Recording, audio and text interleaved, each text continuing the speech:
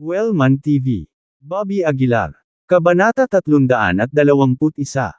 Ang pinakamahalagang bagay ay na si Keelan Taylor ay pala kaibigan sa pamilya Blair. Talagang hindi ito magandang balita para kay Bobby Aguilar. Nang sumulyap si Bobby kay Keelan Taylor, binalik din ni Keelan si Bobby. Sino ang lalaking ito? Tinuro ni Keelan si Bobby at tinanong. Ikinaway ni Mike Taylor ang kanyang kamay at sinabing, ito si Bobby Aguilar. Bobby Aguilar. Nang marinig ang pangalang ito, napaawang ang bibig ni Keelan Taylor sa hindi mahahalata na pagngisi. Sige, maupo na tayo at kumain. Walang ekspresyong sabi ni Mike Taylor. Opo, Ginoo. Bahagyang yumuko si Keelan Taylor kay Mike Taylor. Pagkatapos, nagpalit ng damit ang mga katulong, at umupo siya sa gilid ni Mike Taylor. Sa mga oras na ito, hindi umimik si Keelan kay Bobby ni hindi man lang siya binigyan ng pangalawang tingin. Ngunit sa ilang kadahilanan, kapag kaharap si Keelan Taylor, palaging nakakaramdam ng pagkabalisa si Bobby. Kahit gaano katahimik si Keelan Taylor, ramdam pa rin ni Bobby ang galit niya sa kanya. Di nagtagal, ang iba sa pamilya Taylor ay umuwi. Sa kabuuan, ang pamilya Taylor ay may 4 na supling, na pinamumunuan ni Keelan Taylor, na sinundan ng ama ni Emily Taylor na sina Hugh Taylor, Marcus Taylor, at Clarence Taylor. Nang makita ang pagdating ni Bobby, tila nagulat si Hugh Taylor. Bobby, bakit ka nandito? Nagtatakang sabi ni Hugh Taylor. Tumayo si Bobby at sinabing, Tito Taylor, nagkataon lang na nasa Capital City ako para sa ilang negosyo, kaya nagpasya akong dumaan at makita si Emily. Emily. First, what a intimate nickname. Sabi ni Marcus Taylor sabay ngiti ng nakakaloko. Sumulyap din si Clarence Taylor kay Bobby at sinabing, ngayon, kahit sino ay maaaring pumasok sa ating pamilya Taylor. Ano ang susunod? Isang uwak na gustong damapo sa mga sanga at maging isang phoenix. Sa harap ng panunuyan ng lahat, hindi alam ni Bobby ang isasagot. Pagkatapos ng lahat, sila ay mga elder ni Emily Taylor, kaya hindi maaaring tumugon si Bobby ng anumang panunuya. Emily, ito ang unang pagkakataon na nakapagdala ka ng lalaki sa bahay, tama ba? Tanong ni Marcus Taylor. Hindi iniwasan ni Emily Taylor ang tanong, tumanggo at sinabing, una, at isa lang. Sa mga salitang ito, may bakas ng sama ng loob mula sa mga tao sa hapag. Sa napakaraming matikas na mga binata sa Capital City, pumili ka ng isang bumpka ng bansa na gumapang palabas ng ilang. Saway ni Marcus Taylor. Gusto mo bang mawala ng mukha ang pamilya natin Taylor? Nanatiling kalmado si Emily Taylor at walang pakialam na sinabi, hindi ko akalain na si Bobby ay magpapatalo sa pamilya Taylor. At saka, sa tingin ko ay maraming beses siyang mas mahusay kaysa sa mga tinatawag na aristokratikong kabataang lalaki sa Capital City. Hindi ganoon kadaling makapasok sa pintuan ng ating pamilya Taylor. Malamig na sabi ni Marcus Taylor. Tumahimik kayong lahat.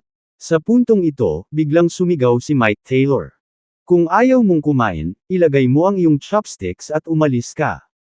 Ang mga salita ni Mike Taylor ay nagdadala pa rin ng malaking awtoridad.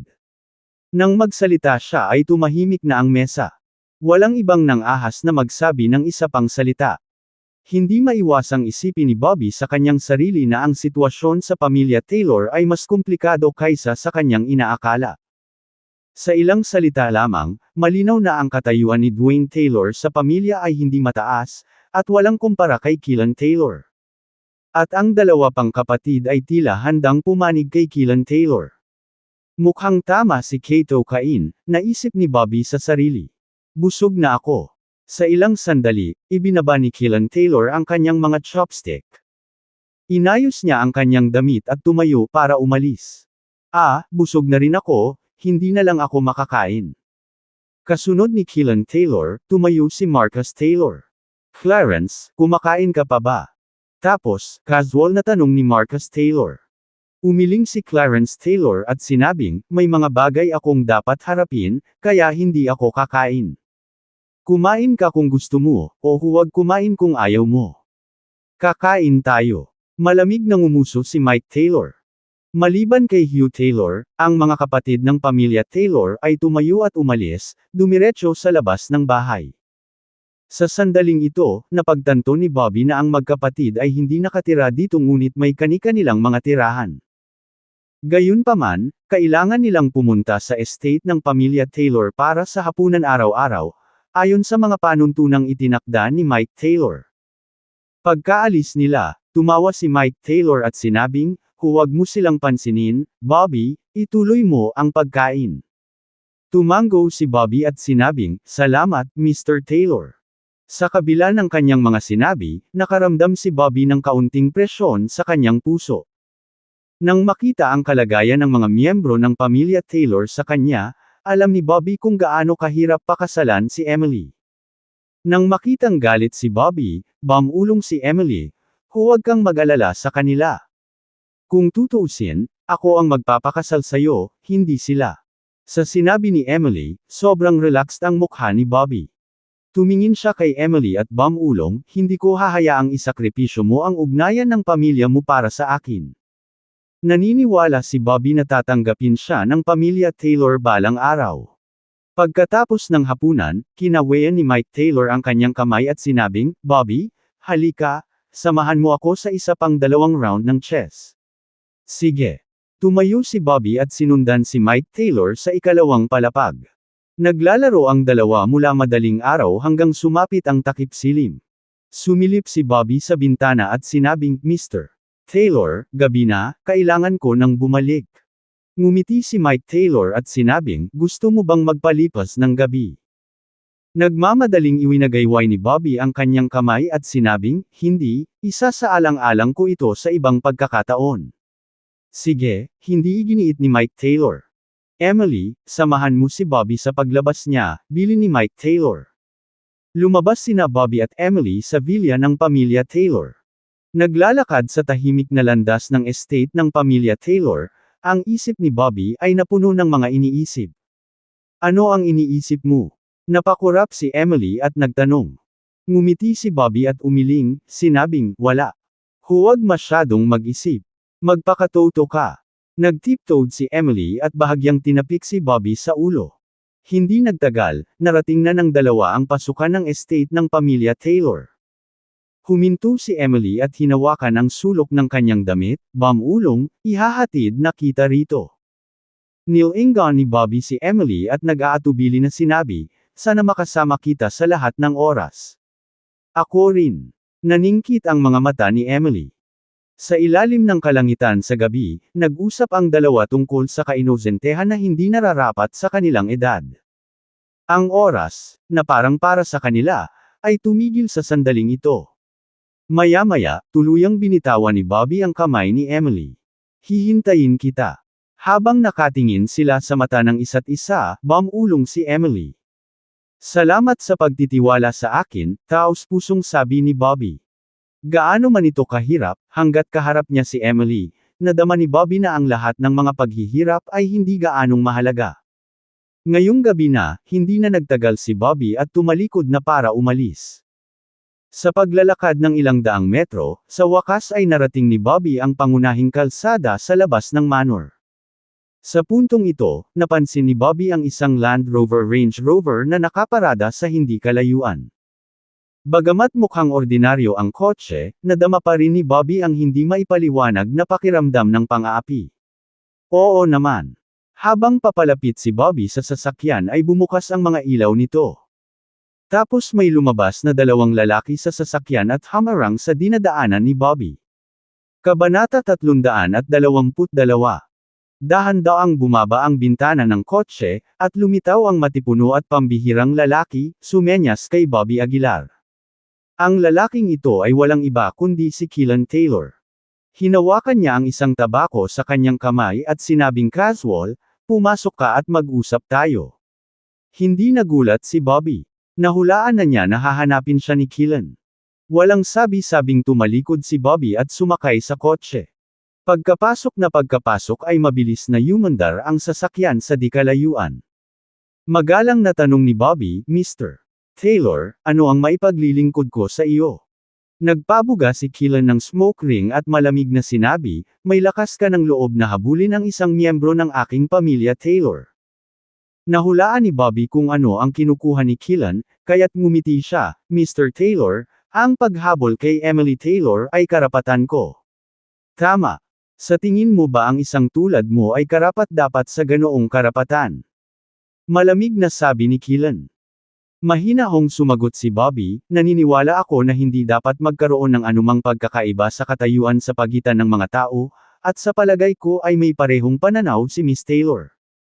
May pagkakaiba sa katayuan sa pagitan ng mga tao, tanggapin mo man ito o hindi, sabi ni Killen habang hinihila ang kanyang tabako. Nanatiling tahimik si Bobby. Sa mundong ito, ang mga tao ay talagang nahahati sa iba't ibang uri, napagtanto man nila ito o hindi. Ang mahihirap ay palaging nangungutya sa mayayaman, at ang mayayaman ay ganoon din ang gagawin sa makapangyarihan. At ang mga tinatawag na upper class na mga tao na ito ay tila inisip na natural lamang ito. Ang asensya ng lipunan ay pagsasamantala, walang pakialam na sabi ni Killen. Ngunit mataimtim na sinabi ni Bobby, sa tingin ko ay hindi. Kahit na ito ay totoo, ang mga bagay ay nagbabago. Hindi ako nandito para mangatwiran sa iyo, mataray na sabi ni Killen. Dahil hindi tayo magka-level, at hindi ko na kailangan pang mangatwiran sa iyo. Sa puntong ito, ikanaway ni Killen ang kanyang kamay, at may nag-abot kaagad sa kanya ng isang dokumento. Inihagis ni Killen ang dokumento kay Bobby at sinabing, maaari kitang bigyan ng pera at pagkakakilanlan. Tingnan mo. Sa halip na kunin ang dokumento, nagtanong si Bobby, ano ang gusto mo sa akin, Mr. Taylor? Lumayo kay Emily Taylor at huwag nang muling tumuntong sa mansyon ng Taylor. Malamig na sabi ni Killen. Pagkarinig nito ay agad na itinulak ni Bobby ang dokumento pabalik. Pasensya na, pero tumanggi ako, umiling si Bobby. Hindi nagmamadali si Killen, at nakangiting sabi niya, hindi ka ba curious kung ano ang nasa loob? Kahit ano pa iyon, hindi ako interesado, walang pakialam na sagot ni Bobby. Ngumisi si Killen, ang nasa loob ay maaaring maging pinuno ng isang rehiyon at magkaroon ng buhay na walang pag-aalala. Hindi ka ba talaga tinutukso? Walang mas mahalaga sa akin kaysa kay Emily Taylor, sabi ni Bobby. Nanlamig agad ang mukha ni Killen. Kinusot niya ang kanyang mga mata at sinabing, alam mo, kung minsan, kapag ang mga tao ay hindi nagpapakita ng kanilang kasakiman, ito ay mas malamang na magdulot ng kanilang sariling pagkamatay. Tatanungin kita sa huling pagkakataon, sigurado ka bang ayaw mo? Lalong lumalamig ang boses ni Killen. Hindi, determinadong sagot ni Bobby. Hindi na nagsalita pa si Killen, tumango lang siya at sinabing, sige, let's go. Maya-maya ay huminto ang sasakyan sa isang tiwangwang na lugar. Dalawang lalaki ang naghihintay doon. Bumagal ang paghinto ng sasakyan, at sinulyapan ni Killen si Bobby, na nagsasabing, may oras ka pa para magbago ng isip. Wala akong dapat pagsisihan, matigas na tugon ni Bobby na ikinagalit ni Killen. Para kay Killen, hindi niya gusto ang pagsuwi ng mga lower class na tao, lalo pa ang mga mababa ang status na humahamon sa kanya. Sa pananaw ni Killen, napakawalang galang ng ganoong ugali. Bobby, kayo ni Emily Taylor ay hindi para sa isa't isa. Bakit pilitin mo? Ngumisi si Killen. Kung gayon sino sa tingin mo ang angkop? Dexter Blair ng pamilya Blair. Dahil matutulungan ka ng pamilya Blair na masiguro ang iyong posisyon bilang pinuno ng pamilya Taylor, tama ba? Ngumisi naman si Bobby. Ang mga salitang ito ay lubos na nagpagalit kay Killen. Malamig niyang sinabi, pwede ka nang umalis. Sa sandaling nahulog ang kanyang mga salita, ang dalawang lalaki sa labas ng kotse ay naglakad. Binuksan nila ang pinto ng kotse at yumuko, na nagsasabing, Mr. Taylor. Nang hindi man lang tumitingin sa kanila, walang pakialam na sinabi ni Killen, tandaan mo, iwan mo siyang buhay. Magtiwala ka, Mr. Taylor, magalang na sagot ng dalawa. Hindi kumibo si Bobby at lumabas na lang siya ng sasakyan. Pagkalabas ni Bobby ay nag-drive na si Killen.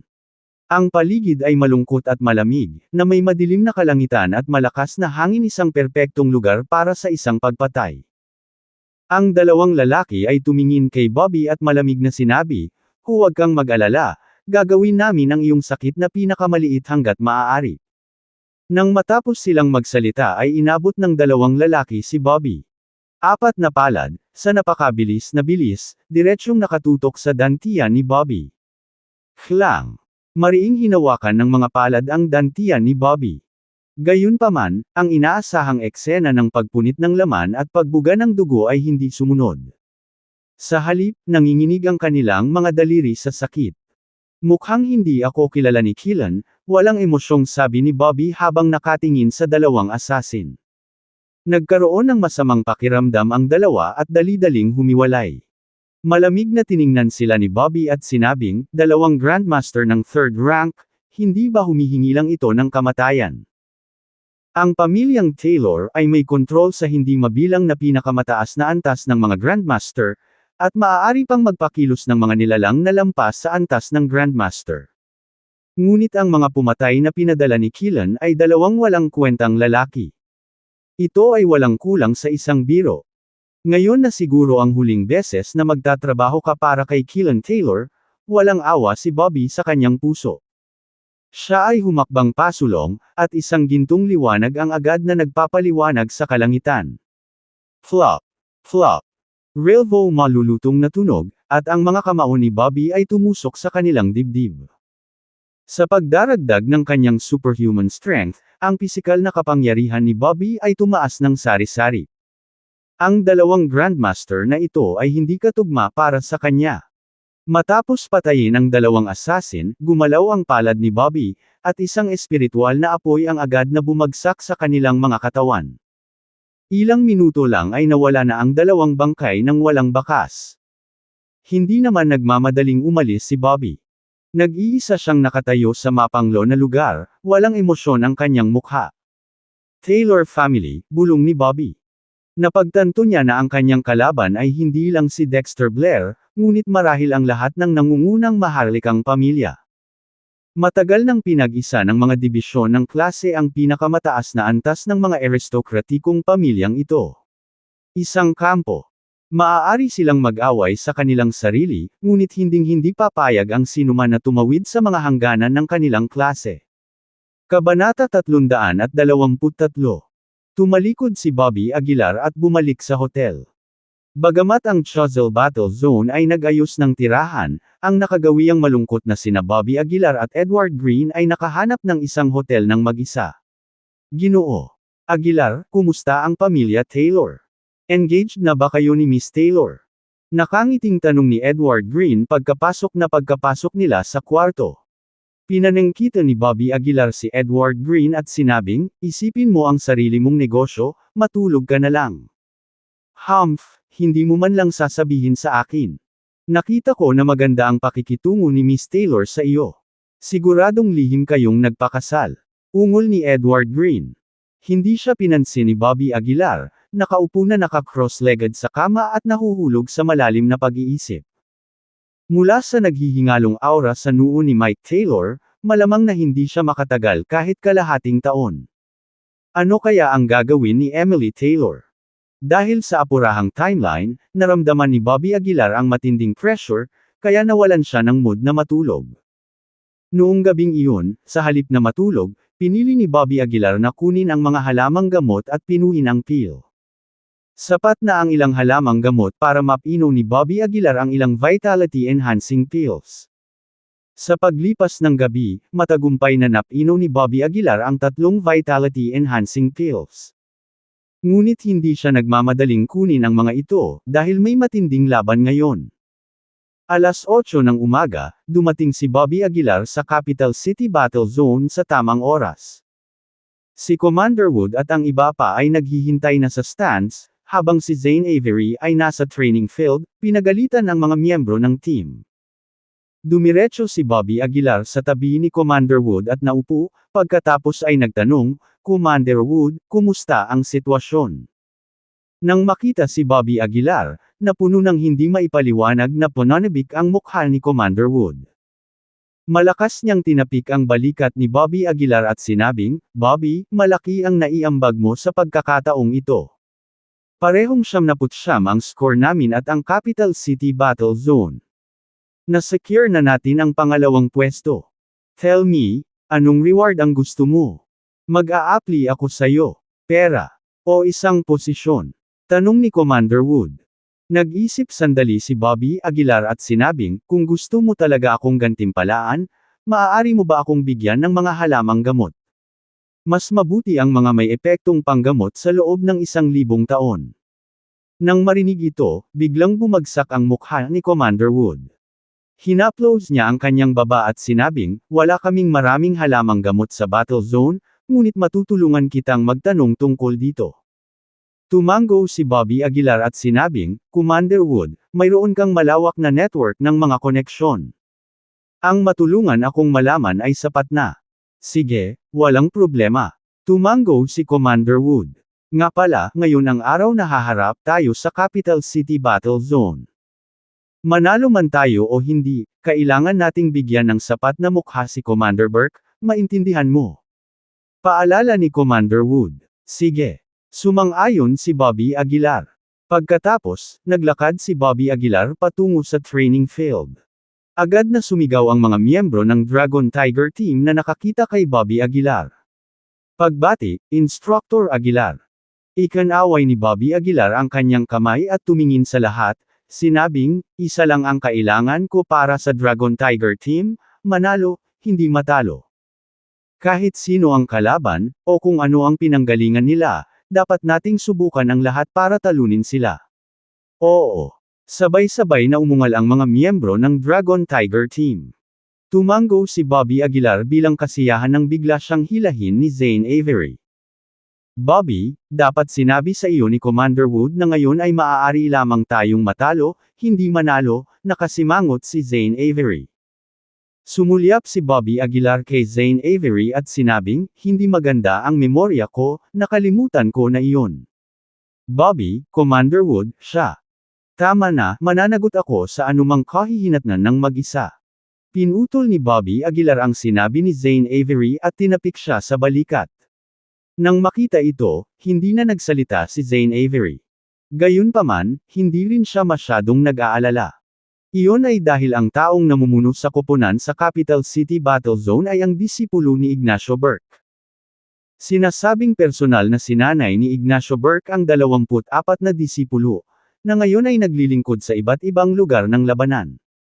Sa pagkakataong ito, ang alagad na namumuno sa pangkat ay ang pinakabagong minamahal na estudyante ni Ignacio Burke. Ang isang alagad na sinanay mismo ni Ignacio Burke ay walang alinlangan na magiging malakas. Sa pananaw ni Zane Avery, maaaring hindi kinakailangang manalo si Bobby Aguilar. Habang lumilipas ang minuto at segundo, hindi nagtagal ay personal na dumating si Ignacio Burke sa pinangyarihan. Gaya ng dati, nakaupo siya sa parehong posisyon tulad ng kahapon, na bahagyang nakapikit.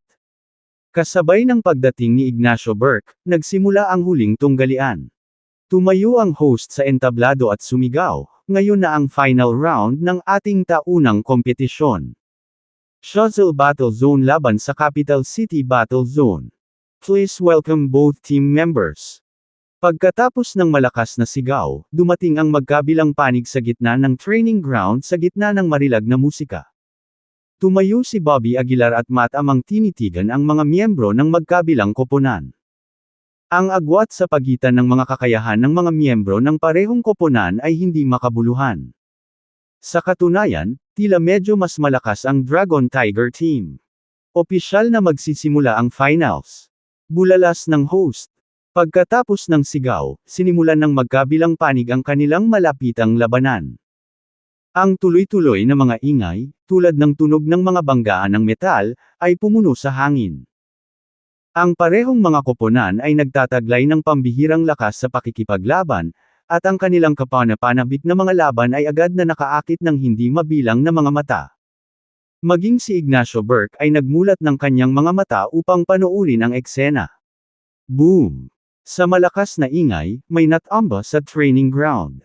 Sa loob ng ilang panahon, hindi madaig ng magkabilang panig ang isa, at ang sitwasyon ay tila pantay-pantay. Nagulat ito sa lahat, dahil ang Capital City Battle Zone ay palaging nasa sarili nitong liga noong nakaraan. Kapag kaharap ang mga kalaban, kadalasang nangingibabaw ang Capital City Battle Zone. Ano ang pinagdaanan ng Choiseul Battle Zone? Ang Choiseul Battle Zone sa taong ito ay hindi mas mahina kaysa sa Capital City Battle Zone. Hindi ka panipaniwala. Ginagamit ng Capital City Battle Zone ang training plan na iniwan ni Commander Burke. Ang lahat ay nakatutok sa eksena, natatakot na makaligtaan ang anumang mga detalye. Sa tuwing may nahuhulog na miyembro, sumasabog ang tagay. Makalipas ang kalahating oras, 13 miyembro ng Capital City Battle Zone ang bumagsak, habang 8 lang ang nahulog sa Choiseul Battle Zone. Si Commander Wood ay labis na nababalisa, ikinuyom ang kanyang mga kamao, at medyo galit na nagsabi, ang Bobby Aguilar na ito ay naglakas loob na suwayan ang aking utos. Ang bilang ng mga miyembro sa field ay lumiit, sa huli ay humantong sa isang 3-on-1 na sitwasyon. Ang Choiseul Battle Zone, na mayroon ng bahagyang kalamangan, ay nasa mas matatag na posisyon sa panalong sa sandaling ito. Puff! Gayunpaman, sa sandaling ito, isang aksidente ang naganap. Ang 3 natitirang miyembro ng Dragon Tiger Team ay hindi inaasahang natamba ng isang suntok, hindi na nakabangon. Laban sa lahat ng posibilidad, ang 3 sa isang laban ay natalo. Ang Capital City Battle Zone, na may napakaliit na kalamangan, ay nanalo laban sa Choiseul Battle Zone. Sumandal si Commander Wood habang nasa likod ang kanyang mga kamay at sinabing casual, mabuti na lang at handa ako. Alam niya na maaaring hindi sundin ni Bobby Aguilar ang kanyang mga utos, kaya pinaalalahanan niya ang mga miyembro ng koponan ng maaga. Ang mga miyembrong ito ay hindi gustong sumalungat sa mga intensyon ni Bobby Aguilar, ngunit hindi rin sila ng ahas na hindi sumunod sa utos ni Commander Wood. Kaya, pinili nilang matalo sa hindi gaanong nakakahiyang paraan. Ngunit paano makakatakas ang alinman sa mga ito sa mga mata ni Bobby Aguilar? Hindi niya napigil ang sumimangot ng bahagya, na medyo hindi nasisiyahan. Ngayon ay inanunsyo ko na ang Capital City Battle Zone ay nanalo. Ang susunod ay ang showdown sa pagitan ng 2 lider ng koponan. Bulalas ng host. Sa stage, bahagyang sumimangot si Ignacio Burke. May isang binata sa tabi niya. Ang binatang ito ay ang pinakabagong disipulo ni Ignacio Burke at ang pinuno ng pangkat ng kalahok na koponan ng Capital City Battle Zone, si Micah Ortiz. Bahagyang yumuko si Micah Ortiz kay Ignacio Burke, na nagsasabing, Commander Burke, nanalo kami. Si Ignacio Burke, gayunpaman, ay tumingin kay Micah Ortiz at malamig na sinabi, hinayaan nila tayong manalo. Natigilan si Micah Ortiz at medyo ayaw niyang sinabi, paano naman? Commander Burke, bakit sila mabait na sadyang matatalo? Tumitig si Ignacio Burke sa entablado at malamig na sinabi, kung hindi man lang manalo ang 1-on-1, pabayaan ang 3-on-1. Iyan ay dahil sa sobrang pagod nila, at ang aming diskarte ay mas mahusay. Sabi ni Micah Ortiz na hindi pa rin kumbinsido. Bumaba kay Micah Ortiz ang nagyayelong tingin ni Ignacio Burke. Malamig siyang nagsalita, natalo ka, at hindi ka kasing galing ni Bobby Aguilar. Tanggapin mo. Bagamat medyo hindi kumbinsido si Micah Ortiz, hindi siya nang ahas na sumagot at nakayuko lamang at sinabing, naiintindihan ko, Commander Burke. Tumingin si Ignacio Burke kay Micah Ortiz at sinabing, sa second half, ibalik mo ang pabor. Kabanata 324. Ang pagbabalik ng pabor ay natural na nangangahulugan na kinailangan ni Micah Ortiz na sadyang hayaang manalo si Bobby Aguilar. Bagaman sumang-ayon si Micah sa salita, siya ay labis na ayaw sa kanyang puso. Bilang alagad ni Ignacio Burke, paano siya matatalo sa isang bumpkan ng bansa? Commander Burke, naiintindihan ko. Yumuko si Micah at sinabing. Sa kabilang banda, nakangiting tumingin si Commander Wood kay Bobby Aguilar. Hindi siya makapaniwala na matatalo ni Bobby si Micah kaya tuluyang nawala ang kanyang pag-aalala. Bobby, huwag mo akong sisihin dito. Tumawa si Commander Wood at tinapik si Bobby sa balikat. Sabi ni Bobby, Commander Wood, bakit kita sisisihin? Basta matatalo ako. Mabilis si Micah, tayo pa rin ang magiging number 1 team sa Chuzzle Battle. Sona. Tumawa si Commander Wood, good. Kung kaya mo talagang talunin si Commander. Ang direktang disipulo ni Burke, haanga ako. Nanatiling tahimik si Bobby. Kahit na wala siyang Panginoon, ang pamana na iniwan ng kanyang ama ay kasing ganda ng isang kayamanan. Sa kaalamang iyon, hindi natatakot si Bobby sa sinuman. Susunod, mangyaring tanggapin ang parehong coach sa entablado. Sigaw ng host. Sa malakas na sigaw, si Micah ang unang umakyat sa stage. Hindi na nag-aksaya ng oras si Bobby at mabilis na tumayo sa harapan ni Micah. Nang magtama ang kanilang mga mata, tila may mga spark na lumilipad sa hangin. Bakas ang galit sa mukha ni Micah. Dahil sa kasabikan niyang patunayan ang sarili niya, mas gusto niyang talunin si Bobby. Sinabi ni Commander Burke na sinadya mo kaming manalo ngayon. Hindi naman pwedeng totoo iyon, di ba? Malamig na tanong ni Micah. Natawa si Bobby, kung sa tingin mo totoo, totoo. Kung sa tingin mo ito ay peke, kung gayon ito ay peke. Ngumisi si Micah, sinabi sa akin ni Commander Burke na dahan-dahanin ka sa second half at ibalik ang pabor. Sa tingin mo ba dapat kong sundin ang utos ni Commander Burke? Mabilis na ikanaway ni Bobby ang kanyang kamay, huwag naman po. Ayokong manalo ng walang galang. Natawa si Micah, to be honest, I never intended to take it easy on you. Since, sabi ni Commander Burke hindi ako kasing galing mo, papatunayan kong mali siya. Sa pagbagsak ng kanyang mga salita, sumabog ang aura ni Micah. Ang buong larangan ng pagsasanay ay biglang napuno ng mga ipoipo. Ang nakakatakot na pressure ay tumagos kay Bobby na parang agos. Isang Grandmaster ng 4th rank. Nagtaas ng kilay si Bobby, pero walang gulat ang mga mata niya. Lalo lamang nitong ikinagalit si Micah. Bilang direktang alagad ni Ignacio Burke, paanong hindi siya magagalit kapag minamaliit ng isang junior na kakapasok lang sa Grandmaster realm? Gagamitin ko ang kamay kong bakal para durugan ka ng personal. Malamig na sabi ni Micah. Gayunpaman, hindi pinansin ni Bobby ang babala ni Micah. Kinalkala niya ang oras at bamulong, inabot ng mahigit 2 oras ang Capital City Battle Zone para talunin ang Dragon. Tiger Team ngayon lang. Ibig sabihin, basta matatalo kita sa loob ng 2 oras, mauuna ang Chuzzle Battle Zone. Bastard, minamaliit mo ba ako? Galit na galit agad si Micah. Hindi na siya nag-aksaya ng oras, at ang kanyang nakakatakot na aura ay biglang sumabog, itinaas ang sarili sa lupa. Parang cannonball, sumugod siya kay Bobby. Bilang isang mandirigma mula sa Capital City Battle Zone, ang kanyang estilo sa pakikipaglaban ay mas naimpluwensyahan ng pisikal na martial arts. Kaya naman, kasing bilis ng bagyo ang mga kamao ni Micah, at mabilis niyang inatake si Bobby.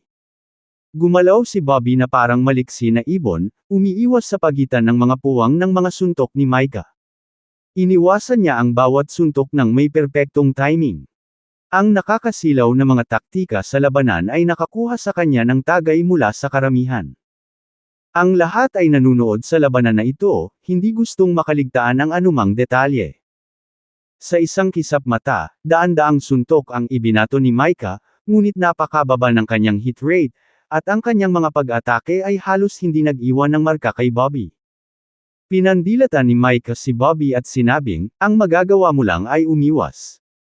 Natawa si Bobby, tapos, disipulo ka ni Commander Burke. Ayokong matalo ka ng sobra. Mayabang. Hindi mapigilan ang galit ni Micah. Galit na galit ang pakiramdam ng minamaliit siya. Ang mga kamao ni Micah ay kumikinang sa liwanag, at tila namumuo ang hamog sa kanilang paligid. Ang kanyang mga braso ay nagbuga ng pulang kinang, at parang kumukulo ang dugo sa ilalim ng balat.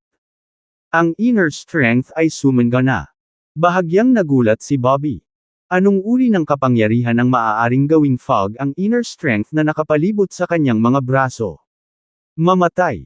Umungol si Micah, at ang kanyang mga kamao ay pumutok kay Bobby. Boom! Itinaas ni Bobby ang kanyang mga kamao upang salubungin ang pag-atake, at ang nakakatakot na puwersa ay bumiyak sa lupa sa ilalim ng kanilang mga paa. Pati ang mga opisyal sa mga nakatayo sa malayo ay nadamay. Habang naaayos ang alikabok, naka-fist-to-fist lock pa rin ang dalawa, tila pantay. Tugma. Sumimangot si Micah at malamig na sinabi, kaya mo talaga ang suntok ko. Nakakabilib. Natawa si Bobby, malakas nga ang suntok mo, pero kulang sa penetration. Mayroon ka lang na brute force, pero hindi sapat na maging fatal.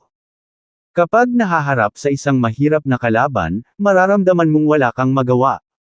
Nagbago ang mukha ni Micah, at umungal, hindi ko kailangan ng payo mo. Si Ignacio Burke, sa entablado, ay narinig ng malinaw ang kanilang pag-uusap.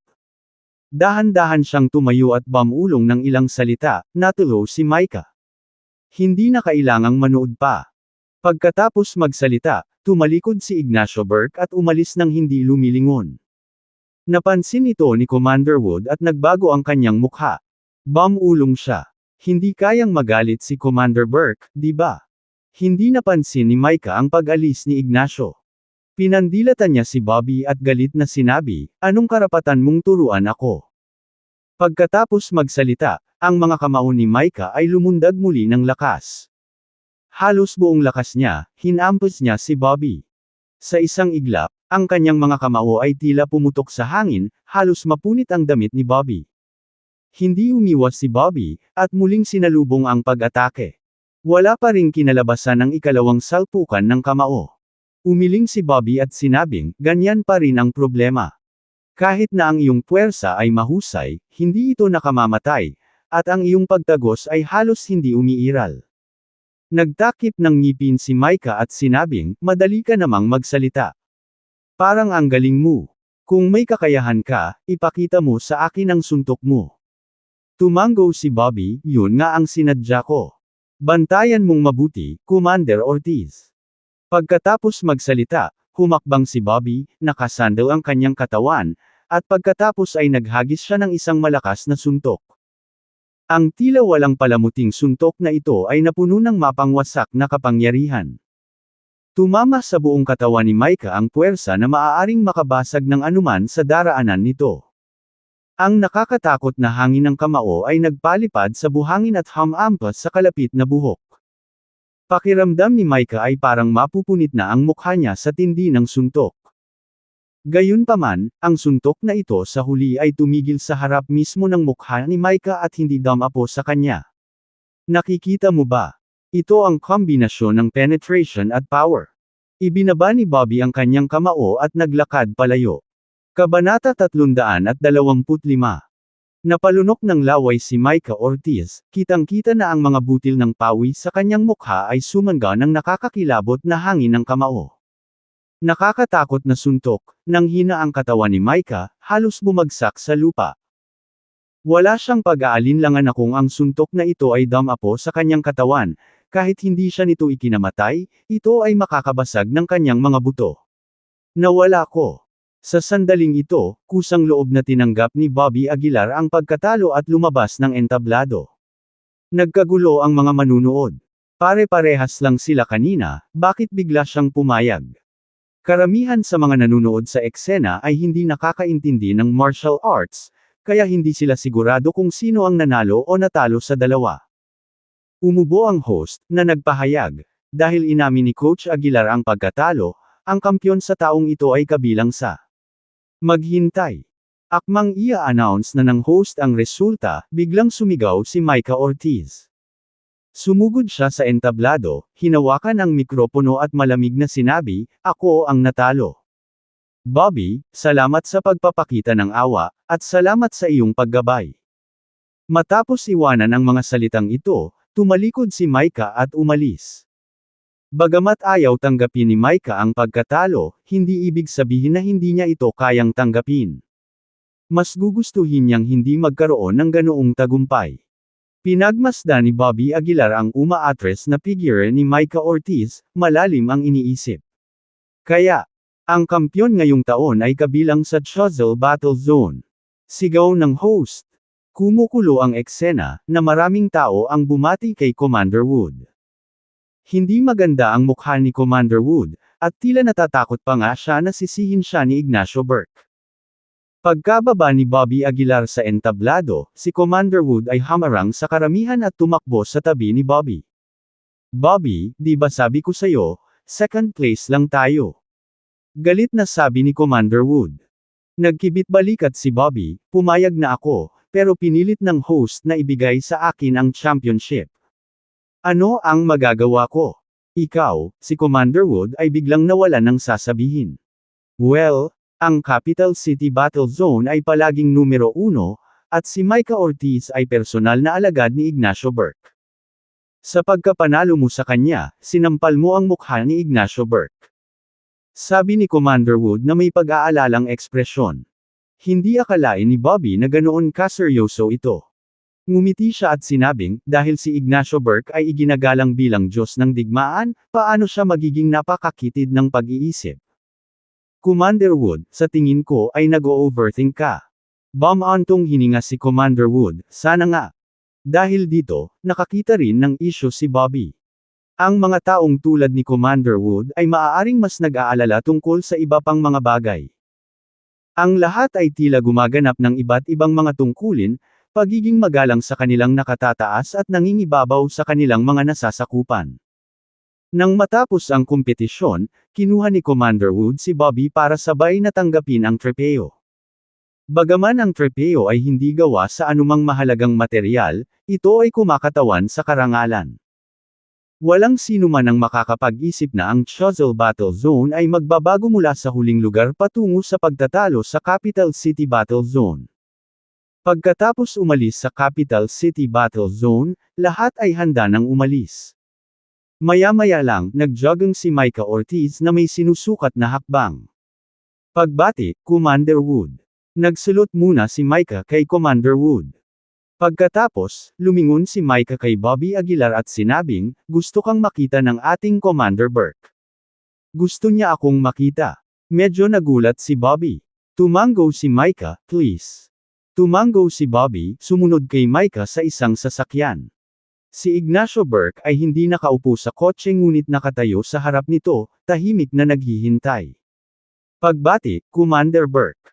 Sumaludo si Bobby kay Ignacio Burke.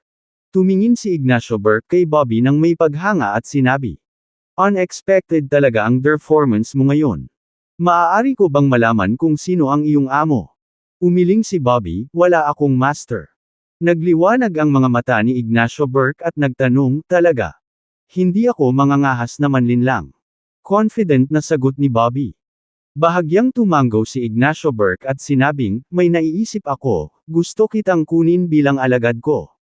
Ano ang iyong opinyon? Pagkasabi niya nito ay nagulat ang mga tao sa paligid. Gusto nga ni Ignacio Burke na kunin si Bobby Aguilar bilang kanyang alagad. Napakalakas ng background. Kapag naging alagad na siya ni Ignacio Burke, malamang wala nang maraming tao sa Pyro na maglalakas loob na labanan si Bobby, di ba? Maging ang pamilya Blair ay kailangang mag-isip ng 2 beses. Natahimik si Bobby at hindi nagsalita ng ilang sandali. Saglit na naghihintay ang lahat sa sagot ni Bobby. Pagkaraan ng ilang sandali, umiling si Bobby at sinabing, salamat sa iyong kabaitan, Commander Burke, ngunit sanay na ako sa aking kalayaan, at natatakot akong hindi ako makasali sa iyong paaralan. Tila na-anticipate na ito ni Ignacio Burke, na tumango at sinabing, sige, kung ayaw mo, hindi kita pipilitin. Pero, kailangan kitang bigyan ng babala. Hindi kumibo si Bobby, hinihintay na magpatuloy si Ignacio. Ang galing mo talaga, pero kung isang araw maging kaaway ako ni Pyro, hindi ako magdadalawang isip na patayin ka. Biglang naging sobrang lamig ang boses ni Ignacio Burke. Maging si Bobby ay hindi napigil ang mapawi sa malamig na pawi sa ilalim ng kahangahangang aura. Mangyaring makatiyak, Commander Burke. Nagsulot si Bobby. Hindi na nagsalita pa si Ignacio Burke, tumango siya, at bumalik sa sasakyan. Pagkatapos, tumakbo si Commander Wood mula sa malayo. Pansamantala niyang tinanong, Bobby, may sinabi ba si Commander Burke sa iyo? Umiling si Bobby at sumagot, gusto niya akong kunin bilang kanyang disipulo. Ano? Tuwang-tuwa si Commander Wood. Excited niyang sinabi, Bobby, lalago ka na. Ang lahat ng mga alagad ni Commander Burke ay mga maimpluwensyang figure na namumuno sa isang panig ng iba't ibang battle zone. Hanggat naging alagad ka niya, magiging maliwanag ang iyong kinabukasan. Mapait na ngumiti si Bobby, tumanggi ako. Natigilan si Commander Wood, pagkatapos ay nagtanong siya, baliw ka ba? Bakit mo tatanggihan ang magandang pagkakataon? Umiling si Bobby nang hindi nagpapaliwanag. Ang mga tao ay may kani-kanyang adhikain at ang mga adhikain ay hindi may parating. Kung siya ay naging alagad ni Ignacio Burke, ang mga mensahe ay naruroon, ngunit ito rin ay maglilimita sa kanyang mga aksyon sa hinaharap. At saka, ayaw ni Bobby na sumali sa battle zone. Pagkatapos, lahat ay nagpaplanong bumalik sa Choiseul. At mabilis na kumalat ang balitang gustong kunin ni Ignacio Burke si Bobby bilang kanyang alagad. Pamilya Blair. Kinakalkula ni Dexter Blair ang tiyempo. Dahil ang pamilya Blair ay may mabuting pakikitungo sa pamilya Taylor, natural na malalaman nila ang bawat detalye ng mga aktibidad ng pamilya Taylor. Itong si Bobby Aguilar, talagang may katapangan na tumuntong sa tirahan ng pamilya Taylor. At nakipaglaro pa ng chess kay Mike Taylor. Nag-grin ang mukha ni Dexter sa galit. Hindi na niya hinintay na mamatay si Mike Taylor. Tapos wala na siyang pakialam. Ikaw na matandang tumangging mamatay, halos kalahating taon na lang ang natitira para mabuhay. Kapag namatay ka na, hindi ko nabibitawan si Emily. Si Dexter ay nagngangalit ang kanyang mga ngipin, ang kanyang panulat ay durog sa kanyang kamay. Sa sandaling ito, maingat na pumasok ang Katie wala mula sa pintuan. Ginoo. Tenny, may masamang balita. Tumabi ang Katie wala at bamulong. Sinulyapan siya ni Dexter ng malamig na tingin, magsalita ka. Mataimtim na sinabi ng Katie wala, nakatanggap lang ako ng balita na si Ignacio Burke ay nagpahayag ng interes na kunin si Bobby Aguilar bilang kanyang disipulo. Kabanata 326. Ignacio Burke. Biglang hindi maganda ang mukha ni Dexter Blair.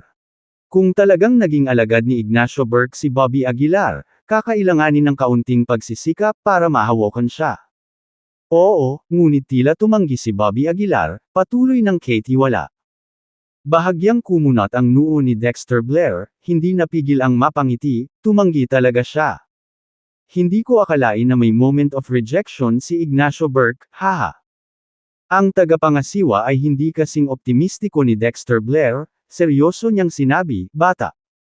Master, dahil napansin ni Ignacio Burke si Bobby Aguilar. Dapat ay pinahahalagahan niya ito ng husto. Kalahating taon na lang, usap-usapan na siya. Sino ang nakakaalam kung hanggang saan ang kaya niya kung bibigyan pa natin siya ng kalahating taon? Dexter Blair scoffed, talagang mataas ang tingin mo sa kanya, he is nothing more than a grandmaster.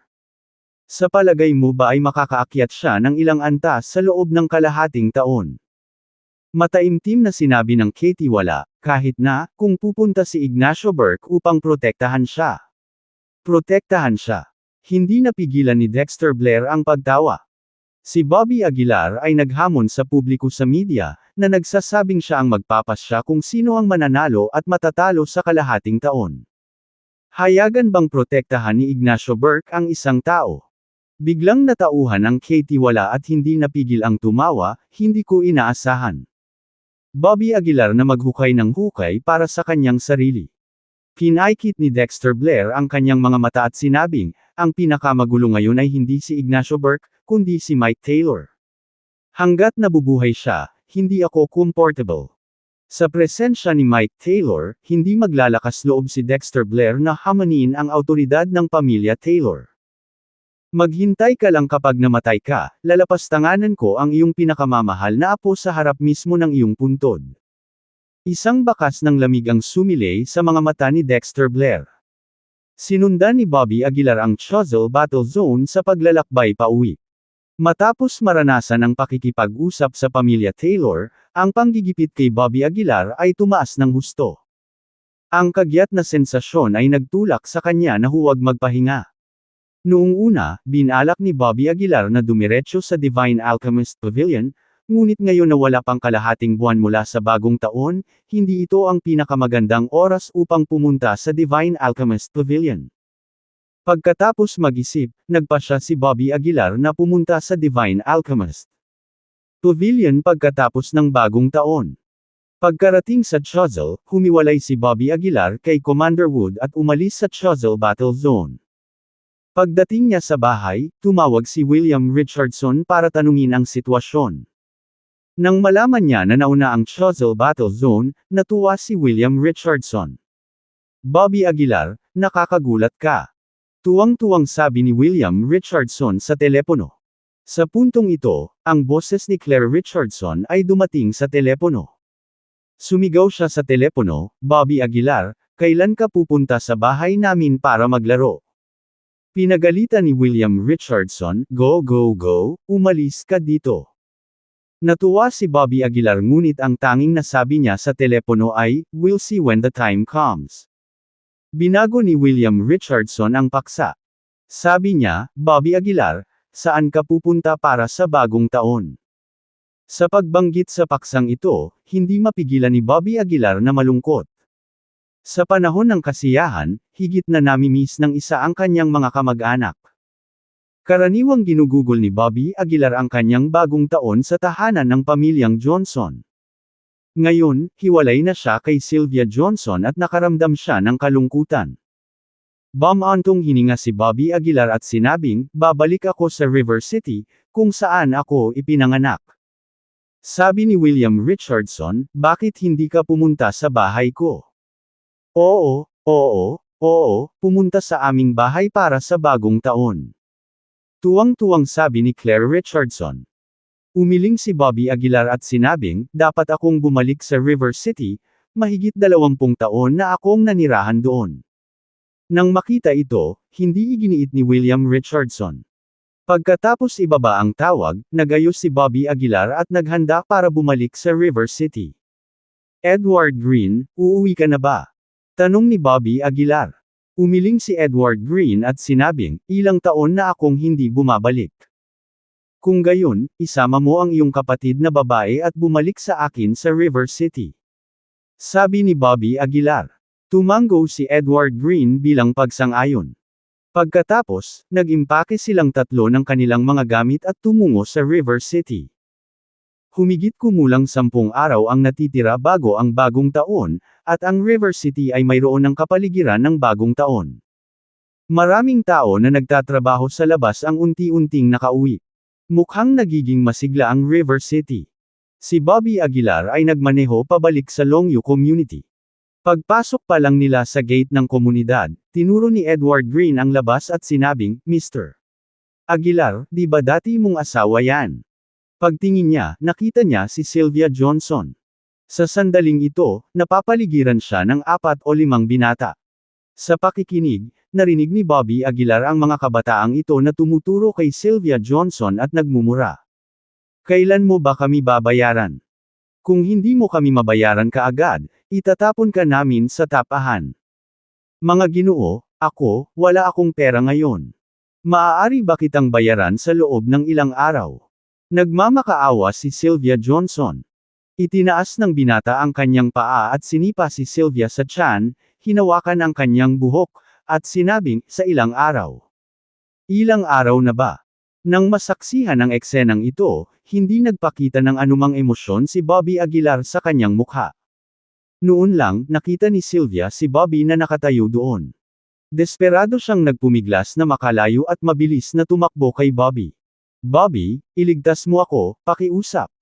Iligtas mo ako, niyakap ni Sylvia ang binti ni Bobby at nagsalita sa takot. Ang mga binata ay nagmamadaling hinabol siya, na itinuro ang ilong ni Bobby, sinabi nila, hoy, bata, ano ang iyong relasyon sa kanya? Siya ang asawa ko, siya ang asawa ko. Agad na sabi ni Sylvia. Narinig pa lang ni Bobby ang salitang, asawa, ay bahagyang naduduwal si Bobby. Ikaw ba ang asawa niya, ha? Mahusay, may utang siya sa amin ng 300,000. Magbabayad ka ba para sa kanya? Nagmura ang mga kabataan. Sumulyap si Bobby sa kanila at sinabing, we are divorced. Wala akong kinalaman sa kanya. Sabi mo hiwalay na kayo at ganun lang kadali. Hinarangan ng mga kabataan ang dinadaanan ni Bobby. Mahigpit na sinabi ni Edward Green, huwag mong subukan ang aming pasensya. Magwala ka ngayon. Ngunit patuloy pa rin sa panggigipit ang mga binata. Sa wakas ay nawala ng pasensya si Bobby Aguilar, iwinagayway ang kanyang kamay at ibinagsak sila sa lupa. Habang gumagapang ang mga lalaking iyon mula sa lupa, itinuro nila si Bobby at sinabing, "Maghintay ka at tingnan." Pagkasabi nito ay tumalikod na sila at tumakbo palayo. Hinawakan ni Sylvia ang guya ni Bobby, at sinabing, "Mahal mo pa rin ako, hindi ba? Kung hindi, bakit mo ako tutulungang turuan sila ng leksyon?" Malamig ang mukha ni Bobby habang sinasabi, "Sylvia, kapag sinabi mo ito, hindi ka ba nasusuka? Umalis ka na, kapag nakikita kita ay nasasaktan na ako. Hindi ako naniniwala na kaya mo akong maging malupit. Maganda ang pakikitungo mo sa akin noon." Pagmamakaawa ni Sylvia. Iyon ang nakaraan, ito ang kasalukuyan.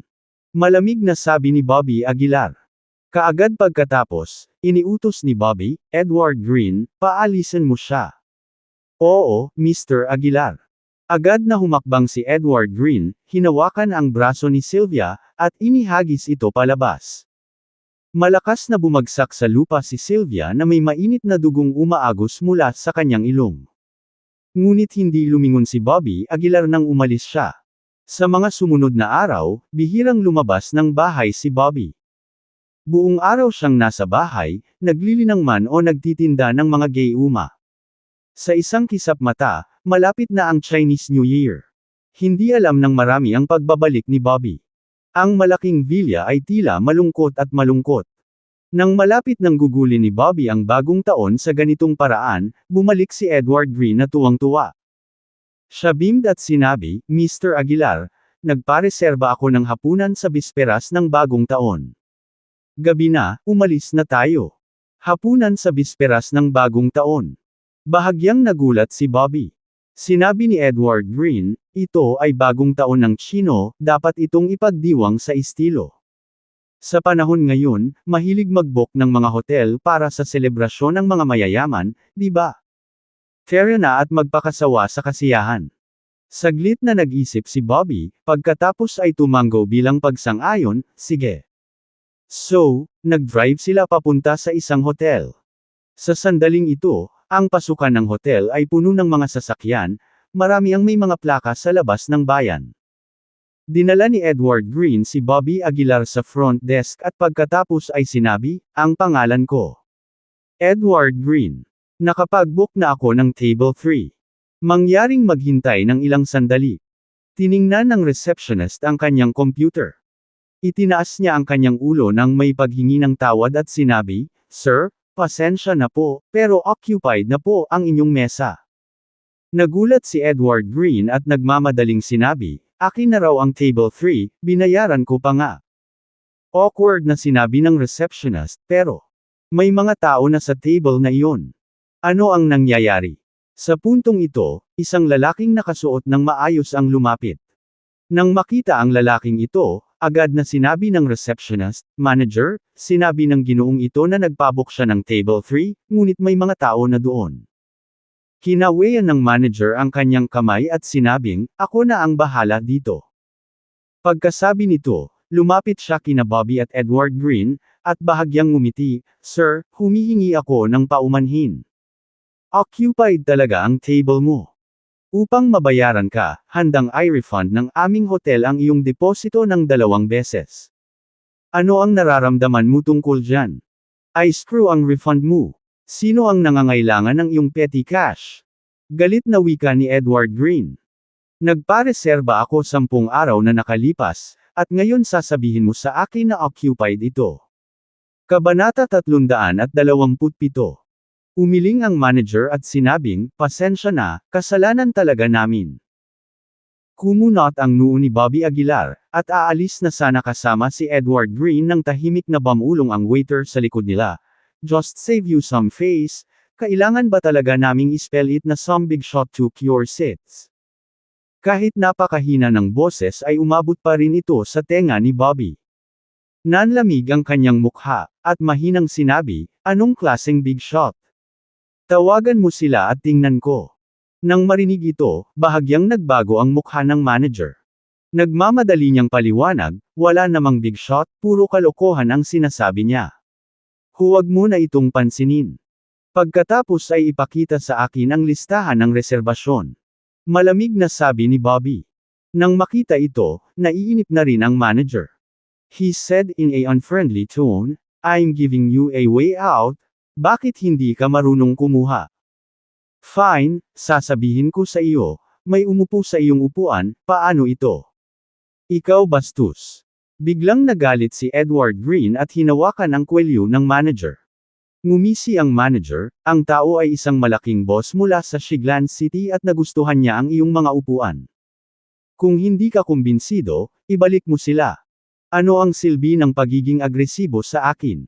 Isang big boss mula sa Shiglan City. Gaano kalaki ang isang boss? Malamig na tanong ni Bobby. Itinuro ng manager ang bintana gamit ang kanyang baba at sinabi, ang taong iyon ay ang boss ng Brilliant Real Estate. Isa itong malaking kumpanya sa Shiglan City. Isang upuan lang, huwag mong problemahin ang sarili mo sa bakasyon. Napasulyap si Bobby at nakitang walang tao sa mesa. Medyo curious akong makilala ang mapang-akit na boss na ito. Malamig na ngumuso si Bobby.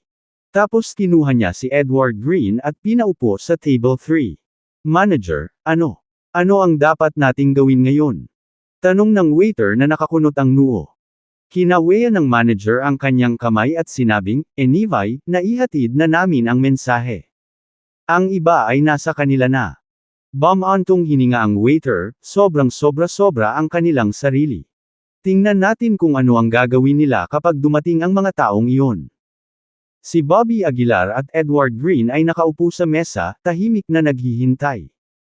Makalipas ang halos 10 minuto, 7 o 8 tao ang naglakad patungo sa ikatlo na mesa. Nangunguna sa kanila ang isang lalaking nasa katanghaliang gulang na nakasuot at leather na sapatos.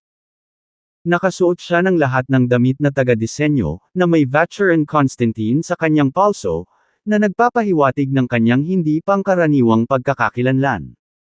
Nang mabilis na lumapit ang lalaki sa gilid ni Bobby, nagsimula na itong magsalita, ngunit nabaling ang tingin niya kay Edward Green. Edward Green. Napatingin ang lalaki kay Edward, kumislap ang mga mata nito sa gulat. Nang makita ni Edward ang lalaki ay bakas sa mukha nito ang pagkapahiya. Juan Diaz. Anong ginagawa mo dito? Tanong ni Edward na may awkward na ngiti. Ngumisi ang lalaking tinatawag na Juan Diaz, hindi mo ba alam? Ang aking asawa ay mula sa River City. Ikaw naman, alipors lang, bakit hindi ka sumunod sa amo mo at dito ka na lang pumunta? Medyo nahiya si Edward na parang hindi alam ang sasabihin. Magkakilala kayo? Tanong ni Bobby. Bago pa makasagot si Edward, ngumisi si Juan Diaz, syempre, magkaklase na tayo. Bahagyang nagsalubong ang mga kilay ni Bobby, at sa pag-uusap ng dalawang lalaki ay masasabi niyang tila masama ang loob ni Juan Diaz kay Edward. Ginoo Aguilar, punta tayo sa ibang lugar. Hinatak ni Edward Green ang braso ni Bobby at sinabing, bakit lumipat ng pwesto? Classmates tayo, kaya sabay na lang tayong umupo. Sabi ni Juan Diaz na may malabong ngiti. Nanatiling tahimik si Edward at tumalikod na para umalis. Ngunit hinawakan siya ni Bobby sa braso at walang pakialam na sinabi, atin ang upuan na ito, bakit tayo aalis? Sinulyapan ni Juan Diaz si Bobby at ngumisi, ano ang relasyon mo ni Edward Green? Friends, walang pakialam na sabi ni Bobby. Hehe, basura talaga ang mga basurang kaibigan. Ngumisi si Juan Diaz. Mabilis na tumayo si Edward Green at sinabing, Juan Diaz, this is Mr. Aguilar, you better speak politely. Mr. Aguilar. Anong klaseng Mr. Aguilar? Anong negosyo ang ginagawa niya? Isang malaking boss. Sarkastikong sabi ni Juan Diaz. Ibinuka ni Edward Green ang kanyang bibig, ngunit saglit, hindi niya alam kung paano ipapakilala si Bobby Aguilar. Hindi ako big boss, ordinaryong tao lang. Sa oras na ito, sabi ni Bobby Aguilar na may mahinang ngiti. Malamig na bumantong hininga si Juan Diaz, na tila walang interes sa pakikitungo kay Bobby Aguilar. Ikinumpas niya ang kanyang kamay, at ang kanyang pamilya at mga kaibigan ay lumapit sa mesa at umupo. Hinayla ni Bobby Aguilar ang braso ni Edward Green at sinabing, "Bakit parang takot na takot ka sa kanya?" Pilit na ngumiti si Edward Green, "Hindi ako natatakot sa kanya. Ayoko lang makipagtalo sa kanya." "Oh, so takot ka rin makipagtalo?" Pabirong sabi ni Bobby Aguilar. Napabuntong hininga si Edward Green at nanatiling tahimik. Sa oras na ito, tinitigan ng isang babae si Edward Green at nagtanong, "Juan, sino ang lalaking ito?" Sumulyap si Juan Diaz kay Edward Green at casual na sinabi, "Isa sa mga kaklase ko. Sa negosyo din." Patuloy na tanong ng babae. Ngumisi si Juan Diaz, "Siya. Security guard lang siya." Nang marinig ito, sunod-sunod na sinabi ng lahat sa mesa, "May security guard na nang-ahas na maupo dito. Malas, ilayo mo siya rito." Gayunpaman, nagpanggap si Juan Diaz na magnanimous at sinabing, "Oy, kung tutuusin, kaklase ko siya. Hayaan mo siyang maupo dito."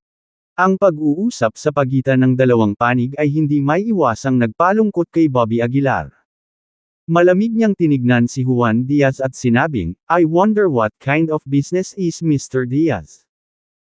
Nang marinig ito, sinabi ni Juan Diaz ng may pagmamalaki, "Ang paggawa lang ng maliit na negosyo, pagbuo ng real estate, kumikita ng 10-10 milyon sa isang taon, wala iyon." Hinawakan ni Bobby Aguilar ang kanyang baba at tumango, "Oo, 10-10 milyon ay talagang hindi gaanong mahalaga." Bahagyang nagbago ang mukha ni Juan Diaz, at hindi niya maiwasang makaramdam ng galit. "Sineseryoso mo ako kapag ako ay mahinhin. Oo, hindi ko maikukumpara sa isang security guard. Napakagaling ng mga security guard." Sarkastikong sabi ni Juan Diaz. "Paano mo nakilala si Edward Green? Mga kasamahan ba kayo? Security guard ka rin ba?" Binaling ni Juan Diaz ang ulo kay Bobby Aguilar. Bahagyang sinabi ni Bobby Aguilar, "Tulad ng sinabi ko, isa akong ordinaryong tao, isang freelancer." "Oh, so isa kang unemployed vagrant?" Ngumisi si Juan Diaz. "Paano kung pumunta sa aming kumpanya pagkatapos ng bagong taon? Ang aming kumpanya ay nangangailangan ng mga security guard. Bibigyan kita ng 3,000 sa isang buwan. Paano naman?"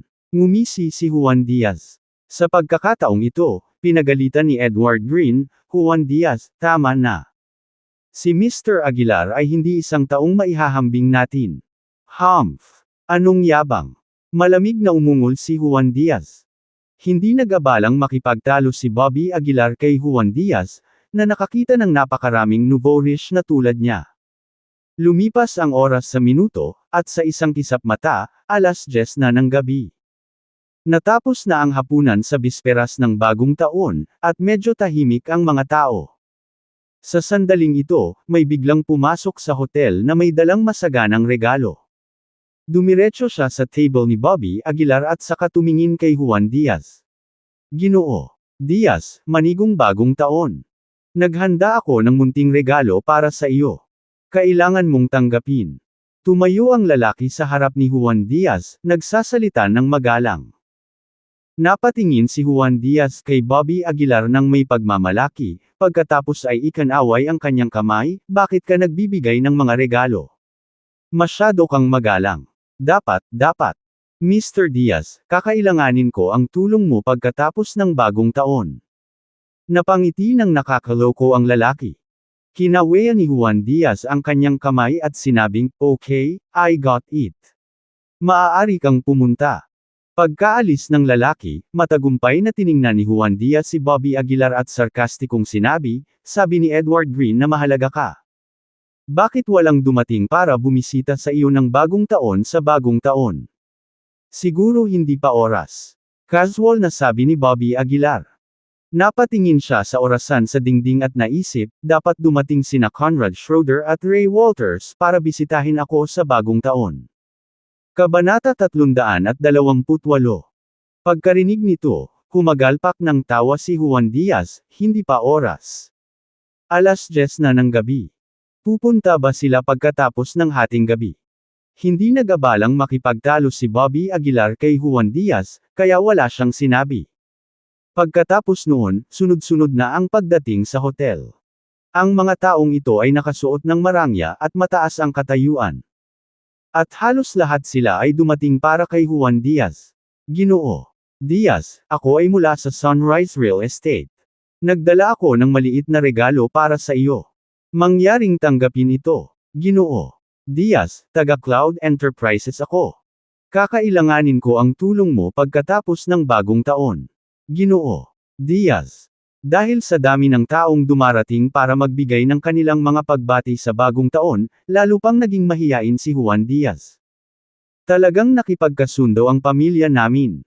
Napakaraming boss ang dumating para magbigay galang sa iyo.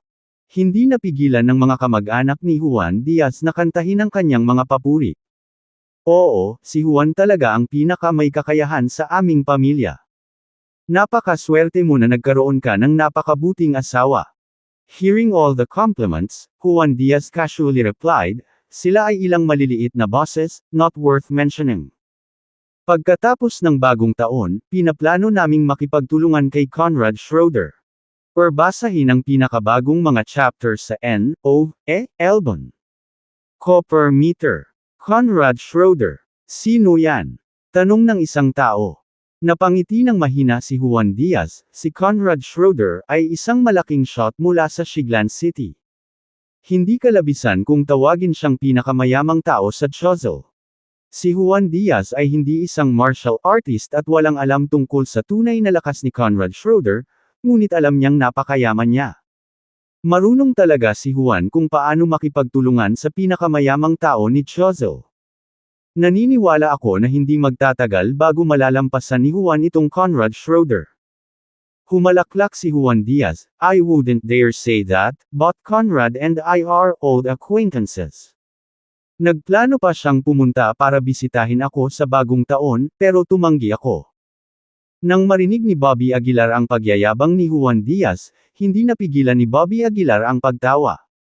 Napakahusay na kumpanya ng real estate, hindi man lang ito narinig ni Bobby Aguilar. Sa Shiglan City, malamang na hindi ito isang second-rate na pamilya. Nakikipagtulungan kay Conrad Schroeder. Nag-alinlangan si Bobby Aguilar na nakita pa nga ni Juan Diaz si Conrad Schroeder. Tinapunan ng tingin ni Juan Diaz si Bobby Aguilar, pinagalitan siya, anong tinatawa-tawa mo? Nakakatawa ba yun? Ikinaway ni Bobby Aguilar ang kanyang mga kamay, paumanhin, hindi ko lang mapigilan. Bumantong hininga si Juan Diaz at sinabing, nasaan na ang mga taong dapat magbigay sa iyo ng kanilang pagbati sa bagong taon? Bakit hindi pa sila dumarating? Saglit na nag-isip si Bobby Aguilar at sinabing, nasa Shiglan City silang lahat, sa palagay ko kailangan ng ilang oras bago sila makarating dito. Nang marinig ito, muling humagalpak ng tawa si Juan Diaz, so ibig mong sabihin may darating na taga Shiglan City para magbigay ng pagbati sa iyo ng bagong taon. Hindi yung mga kasamahan sa seguridad, di ba? Nang marinig ito ng mga tao sa mesa ay hindi napigil ang mapangiti. Walang pakialam si Bobby Aguilar. Sa kanyang mga mata, si Juan Diaz ay isa lamang payaso na hindi dapat banggitin. Noon lang, biglang sumulpat si Ray Walters sa entrance ng hotel. Tumayo siya sa pasukan, sinilip ang silid bago mabilis na nakita si Bobby Aguilar. Pagkatapos, kinuha ni Walters ang mga regalo at nagmamadaling lumapit. Ginoo Aguilar, bakit hindi mo sinabi sa akin na nakabalik ka na? It took me so long to find you, sabi ni Ray Walters, na pinunasan ng pawis sa kanyang noo. Ito ay isang maliit na regalo na dinala ko para sa iyo. Isa raw itong daang taong gulang na damo. Si Bobby Aguilar ay sumangot, at ito ay talagang isang daang taong gulang na damo. Ray Walters, napakaalala mo, sabi ni Bobby Aguilar habang kinukuha ang kahon ng regalo. Sinulyapan ni Juan Diaz si Ray Walters at casual na nagtanong, sino ang lalaking ito? Isa pang security guard. Mabilis na hinayla ng asawa ni Juan Diaz ang manggas nito at bamulong, ito ay isang malaking shot mula sa underworld sa River City, hindi dapat pakialaman. Sa bagay, mukhang walang pakialam si Juan Diaz. He sneered, So, hudlum lang na hindi maipakita ang mukha niya. Nang marinig ito, agad na nagbago ang mukha ni Ray Walters. May bahagyang sama ng loob, nagtanong siya, Mr.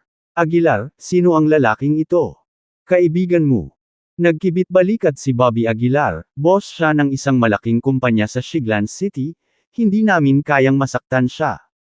Medyo nalilito si Ray Walters sa sitwasyon, kaya hindi siya nagalit. Ngumisi si Juan Diaz, so, itong si Mer Aguilar, naghintay ka ng napakatagal para sa isang hudlum lang para bigyan ka ng pagbati ng bagong taon. Hindi maganda iyon, di ba? Ibinuka ni Bobby Aguilar ang kanyang bibig upang magsalita, ngunit biglang may ilang taong may mga regalo ang lumitaw sa pintuan. Tumingin si Bobby Aguilar sa mga taong ito, na parang hindi sila pamilyar. Ginoo Aguilar, ako si Mr. Masi mula sa their group sa Shiglan City.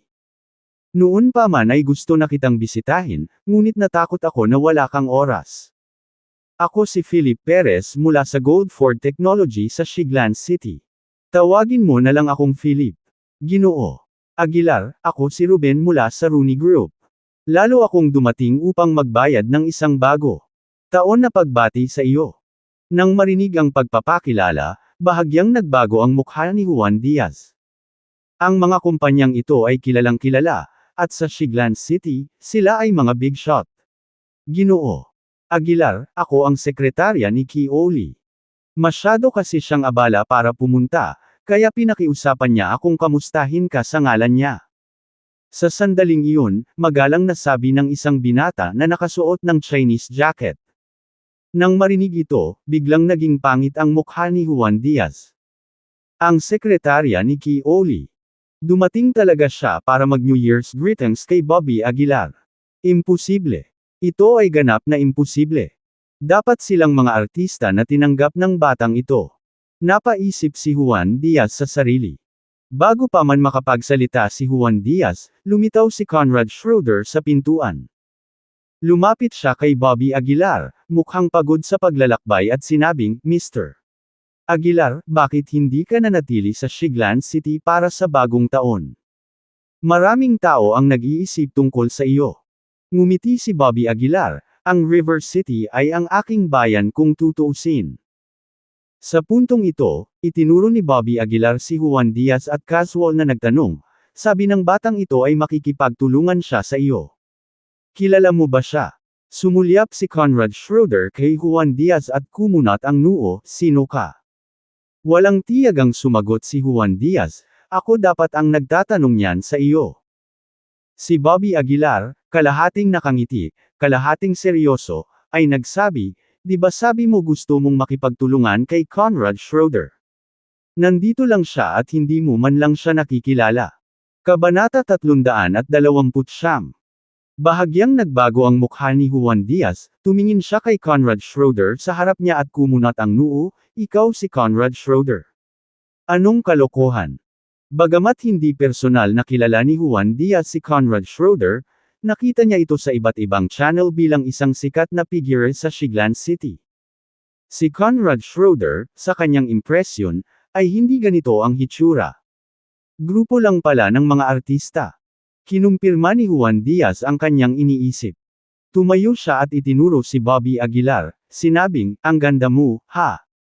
Para lang sa mukha, kumuha ka ng mga artista para mag-artista kasama mo. Kumunot ang noo ni Conrad Schroeder, anong ibig mong sabihin? Ngumuso si Juan Diaz, I mean nothing, if I'm not mistaken, dapat security guard kayong lahat, di ba? Nang marinig niya ito, nanlamig ang mga mukha ng mga nanggaling sa Shiglan City. Juan Diaz, mas mabuting isipin mo ang kahihinatnan kapag nagsalita ka. Magiliw na paalala ni Bobby Aguilar sa kanya. Mga kahihinatnan. Isang grupo lang ng mga mabahong security guard, ano kaya ang posibleng mangyari? Sobra ka talaga. Sa wakas, hindi na ito napigilan ng sekretarya mula kay Kioli. Saang unit ka galing? Bakit ang yabang mo? Wala pa akong nakilalang sinuman na maglakas loob na makipag-usap sa akin ng ganyan. Sa pagharap sa galit ng mga tao, si Juan Diaz ay ganap na hindi natitinag. Ngumisi siya, patuloy na magpanggap, Isang grupo ng mga mabahong security guard, sa tingin mo ba na nakasuot ng mag-agarang damit, maaari kang pumailanglang sa langit at maging isang phoenix? Sasabihin ko sa inyong lahat, ako ang boss ng Brilliant Real Estate, Juan Diaz. Find ang mga bagong est novel sa N.O. Velbian.com. Brilliant Real Estate. Sige, tatandaan ko yan. Malamig na sabi ng sekretarya ni Keoli. Sinulyapan niya si Bobby Aguilar at sinabing, Mr. Aguilar, hindi mo siya kaibigan, di ba? Hindi ko siya kilala. Casual na sagot ni Bobby Aguilar. Mabuti yan. Tumango ang sekretarya. Nilabas niya ang phone niya at tumawag. Nang makonekta ang tawag, sumigaw agad siya, may isang kumpanya na Brilliant Real Estate, isara mo lahat ng projects nila, agad-agad, go do it now. Hindi lang sekretarya ni Keoli, pina-shutdown din ng iba si Brilliant Real Estate sa parehong oras. Ang mga taong ito ang mga pinuno ng negosyo ng Shiglan City, at ang pakikitungo sa isang maliit na Brilliant Real Estate ay isang piraso ng cake para sa kanila. Sa puntong ito, wala pa ring ideya si Juan Diaz sa tindi ng sitwasyon. Sumenyas siya, kumain ka, uminom ka. Maya-maya lang ay biglang nagring ang phone ni Juan Diaz. Kinuha niya ang telepono at nakita niyang sekretarya niya ang tumatawag.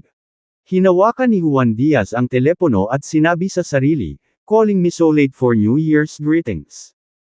Parang kailangan kong bawasin ang sweldo mo. Pagkasabi noon ay sinagot ni Juan Diaz ang tawag. Bakit huli na ang tawag mo sa akin para sa pagsalubong sa bagong taon? Ayaw mo na ba sa trabaho mo? Galit na sabi ni Juan Diaz.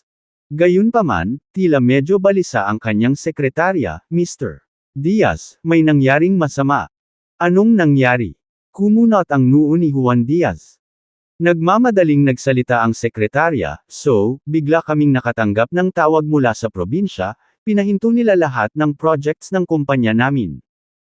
At maraming nangungunang kumpanya ng real estate sa Shiglan City ang magkasamang nag-boycott sa aming kumpanya. Nang marinig ito, nagbago ng husto ang mukha ni Juan Diaz. Bigla siyang tumayo at napasigaw, anong sabi mo? Hindi ito maaaring totoo. Pilit na ngumiti ang kanyang sekretarya, Mr. Diaz, mas mabuting gumawa ka ng paraan. Pagkatapos ng bagong taon, marami tayong utang na dapat bayaran. Kung itinigil ang aming proyekto, hindi namin sila mababayaran. Pagkatapos noon ay ibinaba na ng sekretarya ang telepono. Sa isang iglap namutla ang mukha ni Juan Diaz. Hindi kaya ang mga taong nasa harap niya ay talagang big shots mula sa Shiglan City? Sino ka? Itinuro ni Juan Diaz si Bobby Aguilar, nanginginig ang boses. Ang isang tao sa malapit ay ngumisi, hindi mo man lang nakikilala ang King of Chozel, at sinusubukan mo pa ring makihalubilo sa Shiglan City. Hari ng Chozel. Nang marinig ang pamagat na ito, nabigla si Juan Diaz.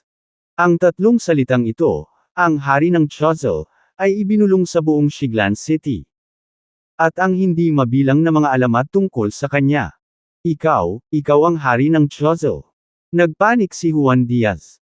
Nagmamadali siyang lumapit kay Bobby Aguilar, puno ng takot ang kanyang mukha, Mr. Aguilar, bulag ang aking mga mata. Hindi ko alam na ikaw iyon, patawarin mo sana ako, bigyan mo ako ng paraan upang mabuhay. Hindi mapakali si Bobby Aguilar kay Juan Diaz, tumayo siya at sinabing. Lahat, humanap tayo ng ibang lugar. Hindi, Mr. Aguilar, binisita ka lang namin. Dinala na namin ang mga regalo, at dapat na kaming bumalik. Sunod-sunod na sabi ng lahat. Nang makita ang sitwasyon, hindi nagpumilit si Bobby Aguilar na manatili. Matapos paalisan ang lahat, nag-inat si Bobby Aguilar at sinabing, tapos na ang hapunan sa bisperas ng bagong taon, dapat na tayong matulog ulit. Sabi ni Edward Green, Mr. Aguilar, balita ko may mga programa pa mamaya sa gabi. Hindi interesado. Ikan-away ni Bobby Aguilar ang kanyang kamay at naghanda na umalis. Mabilis na hinawakan ni Juan Diaz ang braso ni Bobby Aguilar, at sinabing masakit, Mr. Aguilar, mayroon akong matatanda at batang miyembro ng pamilya. Kung malugi ako, ano ang mangyayari sa pamilya ko? Sinulyapan siya ni Bobby Aguilar at nginisyon, ano ang kinalaman nito sa akin, isang mabahong security guard. Matapos ihagis ang mga salitang ito, tumalikod si Bobby Aguilar at umalis sa hotel. Pag-uwi ni Bobby Aguilar, biglang umulan ng snow. Si Bobby, suot ang kanyang pijama, ay nakatayo sa harap ng bintana, tahimik na pinagmamasdan ang nyebe sa labas. Isang magandang tanda ng masaganang taon na may malakas na ulan ng nyebe. Tahimik na bulong ni Bobby. Unconsciously, isang eksena ang sumagi sa kanyang isipan. Hawak ang kamay ni Emily, naglalaro sa nyebe, gumagawa ng snowman at nakikipag-away ng snowball, nang walang pera o makamundong ugnayan, tanging ang pinakadalisay na damdamin mula sa kaibuturan ng kanilang mga puso. Sa kasamaang palad, maaari lamang itong maging isang pantasya. Kinabukasan, oras na para bisitahin ang mga kamag-anak. Walang gusot si Bobby Aguilar, kaya hindi siya lumabas ng ilang araw. Ginugugol ang araw-araw sa pagbabantay sa kalan, tahimik na hinihigop ang mahinang chi mula sa langit at lupa. Ang chi sa River City ay napakanipis, at si Bobby ay nakapunta na sa halos lahat ng lugar kung saan ito available. Dahil napakabagal na nag-converge ang chi, maaaring tumagal ng 10 o kahit 8 taon bago ganap na mabawi. Sa makatuwid, nitong mga nakaraang araw ng paglilinang ay hindi nagdulot ng anumang kapansin-pansing resulta. Kaya lang, dumating sila sa ika-6 na araw ng lunar month. Tinansya ni Bobby ang oras, at 7 buwan na lang ang natitira hanggang sa araw na napagkasunduan niya si Dexter Blair. 7 buwan, kailangan kong maabot ang monastic stage peak, o kahit na ang mas mataas na antas ng enlightenment, kung hindi, walang pagkakataong manalo. Tahimik na nag-isip si Bobby. Ang panahon ng enlightenment ay tumutugma sa antas ng Grandmaster. Hanggat siya ay tumuntong sa Grandmaster, si Bobby ay lubos na nagtitiwala sa pagiging hindi magagapi sa kanyang mga kasamahan. Kahit na nakaharap ang mga tulad ni Kato Kain, na nasa peak form ng Grandmaster, hindi natakot si Bobby. Para sa mas mataas na Golden Core Stage, ito ay masyadong malayo para kay Bobby Aguilar, at hindi siya makapaglakas loob na umasa dito sa pansamantala. Sa ika-7 araw ng Lunar New Year, naghanda si Bobby na umalis sa River City at dumiretso sa Divine Alchemist Pavilion. Ang Divine Alchemist Pavilion, na kilala rin bilang Divine Alchemist Valley, ay nagtipon hindi lamang ng mga nangungunang domestic alchemist ngunit mayroon ding napakaraming nakakatakot na dami ng mga mapagkukunan ng damo. Ang Divine Alchemist Pavilion, na kilala rin bilang Divine Alchemist Valley, ay nagtipon hindi lamang ng mga nangungunang domestic alchemist ngunit mayroon ding napakaraming nakakatakot na dami ng mga mapagkukunan ng damo.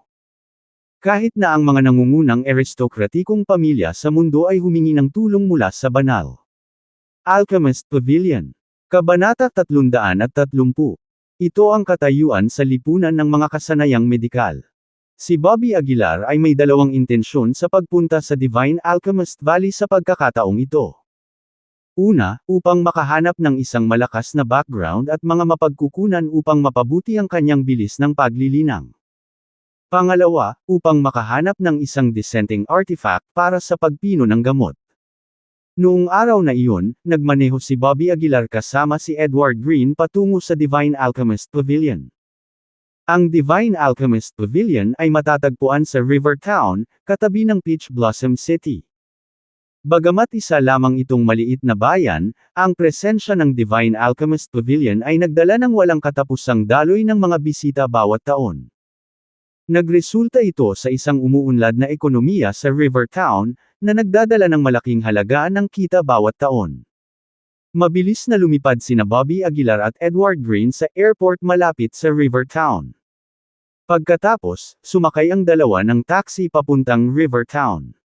Marahil ay napakaraming tao ang pupunta sa River Town, kaya nang sumakay sina Bobby Aguilar at Edward Green sa kotse, may mga pasahero na. Guro, wala na bang tao sa kotse na ito? Tanong ni Edward Green. Sinulyapan ng driver si Edward Green at sinabing, pupunta ka sa River Town, syempre kailangan mong makibahagi sa kotse. Kung hindi, kailangan mong maghintay magpakailanman. Hindi mapigilan ni Bobby Aguilar na mamangha sa kagandahan ng Divine Alchemist Pavilion, napakahusay nito. Ginoo Aguilar, maghintay pa ba tayo ng ibang sasakyan? Pansamantalang tanong ni Edward Green. Ikan-away ni Bobby Aguilar ang kanyang kamay, pumasok ka na lang. Hanggat kasya tayong lahat. Kaya nagsisiksikan ang dalawa sa sasakyan at naupo. Bukod kay Bobby Aguilar, may isang batang babae sa paligid ng 20 taong gulang. Nakatali ang batang babae ng kambal na tirintas at nakasuot ng mahabang pulang damit.